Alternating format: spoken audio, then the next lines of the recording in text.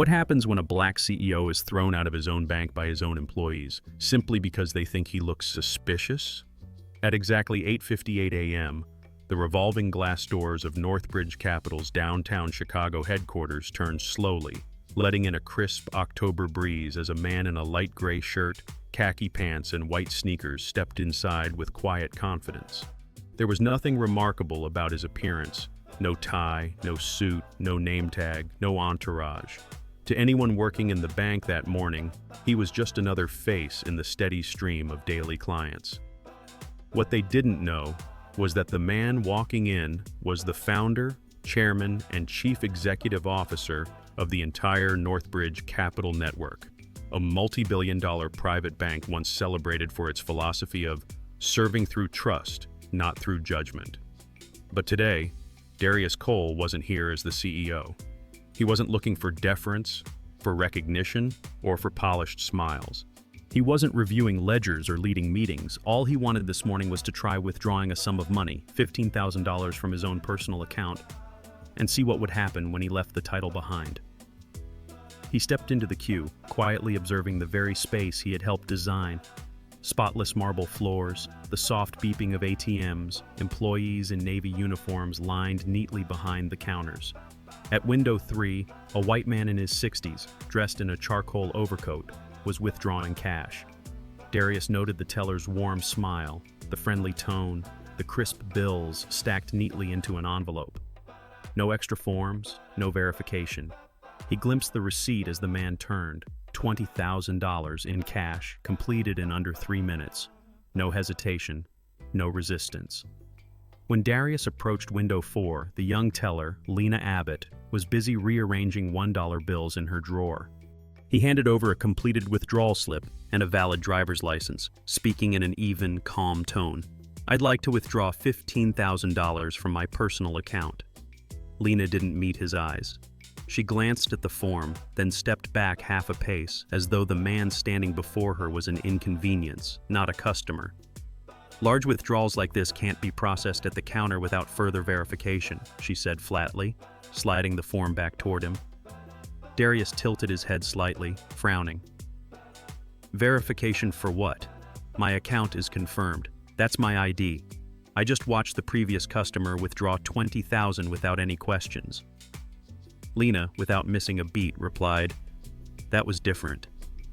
The air shifted, not because the exchange was loud, but because of the icy indifference in her voice, like someone too used to saying no. Darius looked her in the eyes, but she didn't return the gaze. Instead, she flicked her eyes toward the left, where a wide glass office sat apart from the rest of the banking floor. Behind its transparent wall stood a woman with her brown hair pinned up neatly, arms crossed over a sleek black suit. Her name tag read, "Branch Manager, Celeste Granger." Just as Darius's eyes met hers, she gave the smallest nod. A nod so subtle it could have meant nothing, but somehow it changed everything. Lena straightened, picked the form back up, and declared firmly, "I'm sorry, we can't process this transaction. If you'd like further clarification, I can call the manager." Darius nodded slowly. "I look forward to it." As Lena walked briskly toward the office, Darius turned and scanned the lobby. No one seemed to notice what had just taken place. A black man had just been denied service at the very institution he had founded, in broad daylight, and no one batted an eye. But Darius didn't react in anger. He stepped back, straightened his spine, and rested his hand lightly on the cold marble counter. Deep down, he knew he had just walked into the heart of a test, not to assess operations, but to measure something far more elusive, the depth of bias, of indifference, of everything the reports never showed. And he knew something much bigger had just begun. This time, he wouldn't need to raise his voice, because when truth becomes clear enough, it speaks for itself. Less than a minute after Lena disappeared into the glass office, the door swung open and Celeste Granger stepped out. Each of her footsteps echoed across the polished floor like deliberate taps breaking the silence of the banking hall.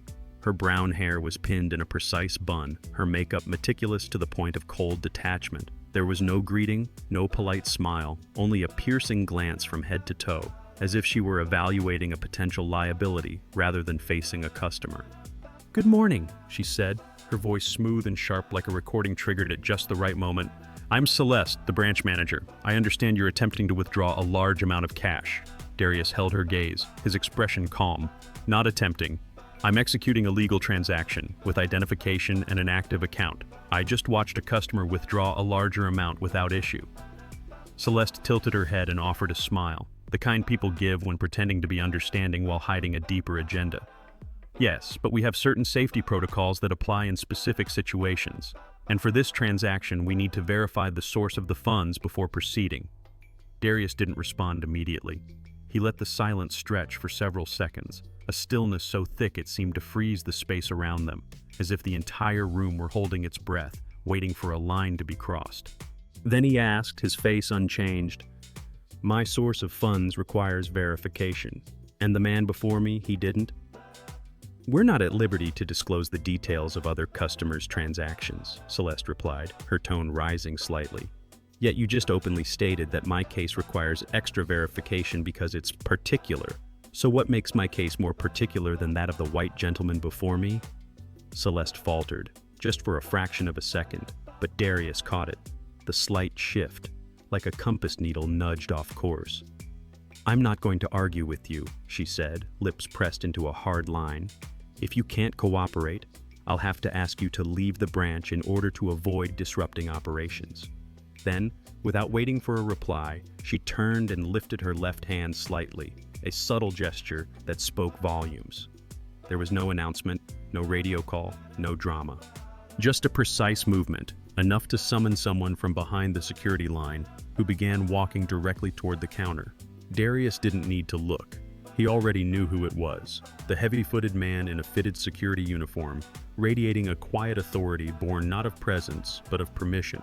His name was Brent Doyle, and to Darius, that name had appeared only once before, in a vague report filed under appropriate intervention in a disruptive client situation. Today, it seemed Brent had been called to replay that script, word for word. As Brent positioned himself silently behind him, standing tall with a hand resting near his belt, Darius understood one thing with absolute clarity. This morning wasn't random. It was a system, a mechanism he had unintentionally allowed to function unchecked. In that moment, Darius knew he was being pushed out of a space he once believed stood for transparency, but he also knew he wouldn't leave quietly. He didn't need to shout. He didn't need to rage, because he had seen what he needed to see, that bias wasn't accidental. It was trained, deployed, and operated like an unwritten policy. And right then, the security camera in the ceiling corner rotated just slightly, capturing the exact scene. Celeste standing firm at the counter, Brent looming silently behind a customer who had done nothing disruptive, nothing loud, nothing wrong, except for having a skin color that didn't match the man who withdrew $20,000 before him. And that, in an institution like Northbridge Capital, should never have been allowed to happen. Darius slowly turned around. He looked Brent directly in the eye and said, quietly but firmly, "If you're going to escort me out, hold steady, because this footage is going to play somewhere far bigger than this lobby." No one replied, but the truth had already begun to spread, like ink seeping into white cloth. No one said a word as Darius took his final steps out of the bank lobby he himself had designed under the guiding principle of treat every customer like family. Brent wasn't forceful, but his hand closed gently around Darius's elbow, a silent assertion of authority delivered without a word. Every eye turned away. The other tellers looked down, suddenly absorbed in their screens. A silver-haired woman glanced up from across the room, then quickly lowered her gaze to her phone. A young man in a blue shirt turned his back as though he'd just remembered something he left in his car. Darius stepped out into the chill of the morning wind, greeted not by the world, but by a silence carefully preserved from within. The glass doors sealed behind him, separating him from the space that had just staged a quiet performance of power orchestrated by prejudice. But the curtain hadn't closed. Outside, Brent released his grip. Darius straightened his back. And in that moment, a small action changed the entire tone of the morning. His ID card, the same one Lena hadn't even bothered to look at, had slipped from the pocket of his coat when Brent's hand brushed his sleeve. It hit the gray stone sidewalk with a dry, unmistakable sound. Before Darius could bend down to pick it up, another hand reached it first. A second security guard, one no one had noticed since the start of the shift, stepped forward silently. He was black, around 35, average build, with eyes that held no surprise, no confusion. The name tag on his chest read, Jalen Rhodes. Jalen picked up the card and brushed the dust from it with care. Not because the card was important, but because the man holding it was. He held it out to Darius with both hands, then spoke quietly, just loud enough for the two of them to hear. "You're the fourth in the last 2 months." Darius met his gaze. "What do you mean?" Jalen answered without blinking. "Last time it was a doctor. Before that, a tech engineer. Denied withdrawals without any clear reason. Also black, also clients." Darius nodded slowly. He didn't ask anything else. He didn't need to. In that moment, one thing had become unmistakably clear. What happened today was not an anomaly. It was a system, one never written down. Jalen took a step back, hands folded in front of him. "I know I'm not supposed to say anything, but if I stay silent one more time, I won't recognize myself anymore." Darius tightened his grip around the ID card. Not out of anger, but because in those few honest words he had found what the entire bank had lost: integrity and silence. And it didn't come from the people at the top. Darius didn't leave. Instead, he walked around to the back of the bank toward a discreet parking lot that few people ever noticed. Standing behind a black SUV, he pulled out his phone, swiped quickly through his contacts, and dialed a familiar number. The line rang only twice before the other end picked up. "Trent speaking." "Branch 1, immediately," Darius said, his tone clipped. There was a beat of silence. "How many people need to know?" "Just me, you, and everyone currently in that building," Darius replied, then hung up. 15 minutes later, a black Maybach S580 pulled up without a sound. No horn, no fanfare, as if the bank had grown used to luxury cars parking at its doorstep. But the person who stepped out shifted the entire atmosphere. Maxwell Trent, Senior Vice President of Operations for Northbridge Capital, the only person besides Darius with the authority to shut down a branch on the spot if ethical violations were confirmed. Trent didn't glance around, didn't speak to anyone. He simply pushed open the glass door and stepped inside. The staff straightened instantly. Lena shot to her feet without thinking. Celeste, just returning from her office after having handled the incident, turned pale the moment she saw Maxwell. He didn't look at them. He asked only one question. A black customer, approximately 40 years old, light gray shirt, khaki pants, who just denied his transaction. The entire banking hall fell silent. Then Maxwell raised his hand and pointed to the security camera. "I've already watched the live feed. Now I want to hear the explanation, from your own mouths." Maxwell signaled for all staff members present, including security, to gather. Lena lowered her gaze. Celeste maintained a calm exterior, but her hands had begun to tremble. Brent stood stiffly by the door. Jalen remained still, eyes fixed toward the back, where Darius had just re-entered, this time without anyone stopping him. "Apologies for not being properly greeted earlier," Darius said, eyes locked on Celeste. "Now perhaps we can have a conversation where the right people actually get to speak." Celeste stammered. I didn't know who you were." "Then allow me to remind you," Maxwell cut in. "This is Darius Cole, founder and current CEO of Northbridge Capital, the man you just deemed unqualified to withdraw his own money." The silence that followed wasn't embarrassment anymore, it was collapse. "You're terminated immediately," Maxwell said, turning to Celeste. "And if we find any further evidence of implicit directives tied to internal discrimination, your file will be forwarded to the National Banking Ethics Board." Brent could no longer meet anyone's eye. Lena's voice shook as she tried to explain. "I was just following instructions." But a young employee, Ezra, stepped forward and placed a USB drive on the desk. "I've been recording our internal meetings. There's a section where Celeste explicitly instructs us to screen customers based on what she called non-financial risk factors." Maxwell nodded. "You may have just saved this entire institution." The lobby of the Northbridge Capital branch had returned to its usual quiet. But it was no longer the hollow silence of that morning. It was the stillness that follows a storm, where no one dares to speak, no one even dares to breathe, as if the next sound might decide the fate of everyone present.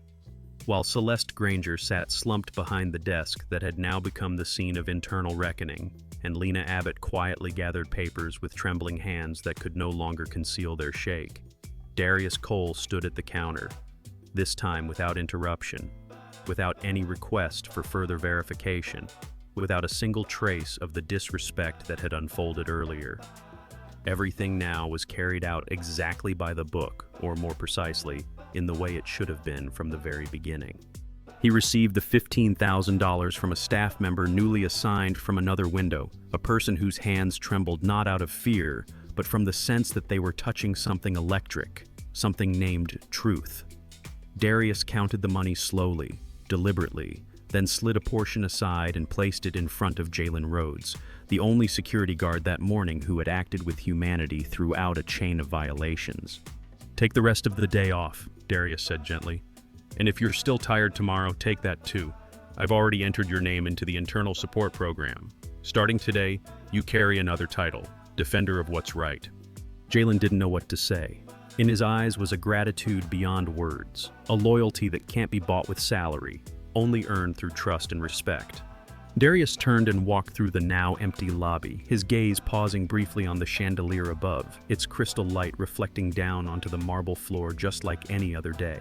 But today, everything seemed clearer. Nearing the door, he stopped, turned one final time, not out of sentiment, not to offer closure, but simply to look, carefully and deeply into the eyes of Celeste, the woman who, from the beginning, truly believed she had done nothing wrong. And in that instant, Celeste looked up, her eyes red but dry, not with remorse but with fear for her reputation. "You didn't have to do this," she said, her voice catching, not quite regret but panic. Darius didn't smirk. He only tilted his head, just enough that no one could mistake it for pity. "You should have checked the ID," he replied, then turned and walked away. The glass doors opened and sunlight poured across the sidewalk as if nothing had happened. But inside, the entire branch had been forever changed. Not because of a new policy, not because of an emergency meeting from headquarters, but because one morning one man decided to step back from his CEO's chair and enter the customer line like everyone else, only to be treated like someone who didn't belong. And in that moment, he saw what balance sheets will never show, what boardroom briefings never address. That discrimination doesn't always shout. Sometimes it only needs a glance, a nod, a dismissive tone to crush the trust of an entire community. Real leadership, he realized, doesn't begin in the top floor office, but on the ground level, where staff look customers in the eye and decide what they deserve, based on instincts shaped by a culture that management either tolerates or ignores. And if no one examines those glances, if no one corrects those instincts, then even the most powerful system will eventually be undone by its smallest prejudices. Darius walked away, unhurried, because from that moment forward, he wasn't just a CEO anymore. He was a living witness that this system needed a cleansing from the roots. And sometimes, all it takes is one person, silent at the right moment, standing tall in the right place, to begin changing everything. In a world where systems can be programmed by procedures but are operated by invisible bias, the most dangerous thing isn't the major violations, it's the small habits repeated in silence.